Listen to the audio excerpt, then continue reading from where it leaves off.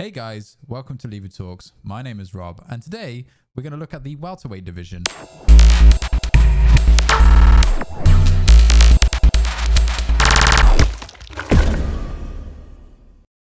Before we start this next video, please hit that subscribe button down below and hit that little bell button, which will notify you the next time I release a video.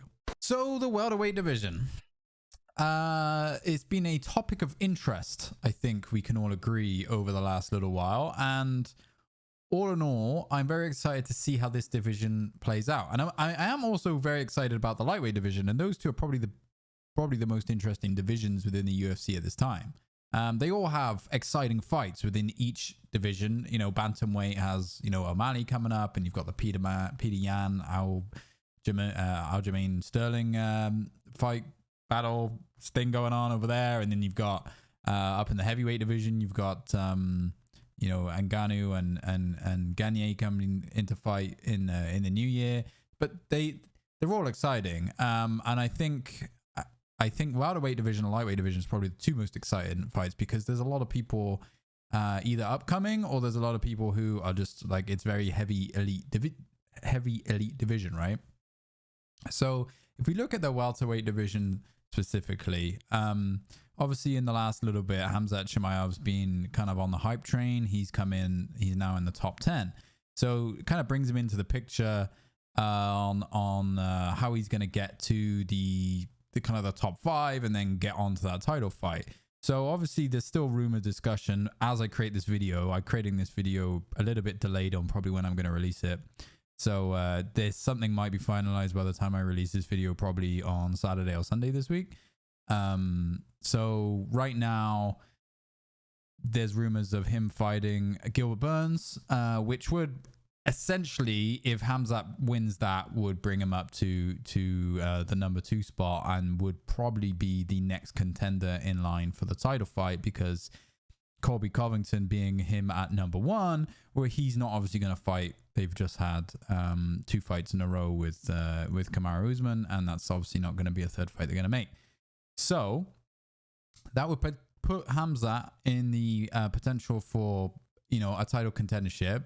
Leon Edwards is obviously sat waiting around for a title contendership now after he ducked out of UFC 269. So my guess, if I was going to do any predictions, is that Kamaru Usman will fight Leon Edwards again. Leon Edwards will lose, and Kamaru Usman will probably retire. He's made it clear that he's probably not going to fight too much longer, and I don't think he'll want to risk it.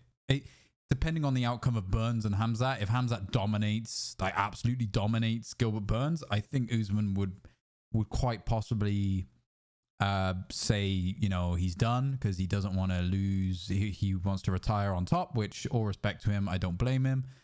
Or the competition inside him may want him to fight Khamzat. Who knows? Depends. I mean, maybe Leon wins, right?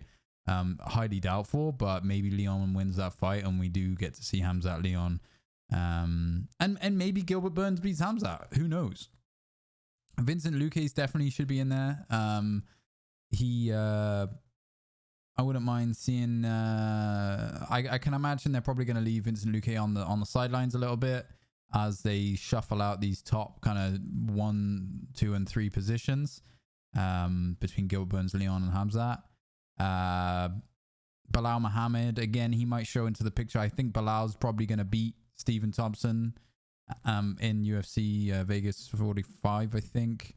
So that would be my guess. Jorge Masvidal, I wouldn't mind seeing a Jorge Masvidal Colby Covington fight, just because there is a lot of history there.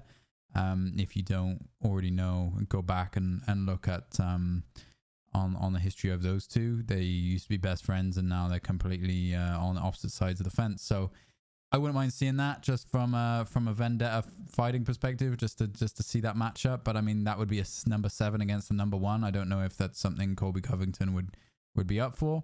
Maybe. Michael Chiesa could be in the picture, but I don't think. I don't know. Like, I'm not sure what they're gonna do with Chiesa right now. I think ultimately what's gonna happen is the top 5 in the next 6 to 8 months will be Kamaru Usman, if he is not already retired. I think it will be then Colby Covington or Khamzat Chimaev, and then probably Leon Edwards, and then Gilbert Burns. And I think, and maybe Vincent Luque would be in there too, but I think after that, I think it will probably go Bilal Muhammad, Michael Chiesa, Jorge Masvidal, Stephen Thompson, Neil Magny, and then Jeff Neal probably would be coming back into the top 10 division. But it's going to be an interesting division, how it gets flushed out for sure. There's too many potentials, right? Like, we don't know what exactly is going to happen with Khamzat.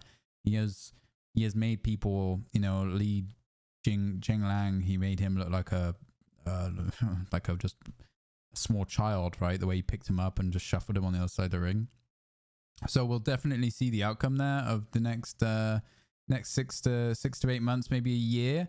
Will Khamzat Chimaev come in and clear up the division, or will our expectations be stopped with him maybe getting stopped by Gilbert Burns? Who knows?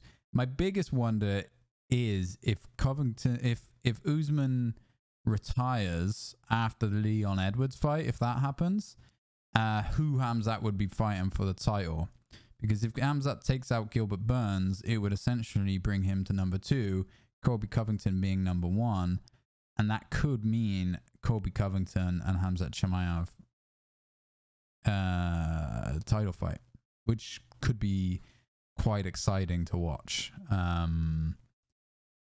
Colby Covington, even though he puts on an act, he is a good fighter. So I would be interested to see how that fight pans out. Certainly, if Khamzat hasn't got too many other fights under his belt, I definitely would like to watch that. So that's kind of my prediction of how the welterweight division is definitely going to flush out in the next little while. Let me know what you guys think. Leave me a comment down below, and I'll be sure to read them all and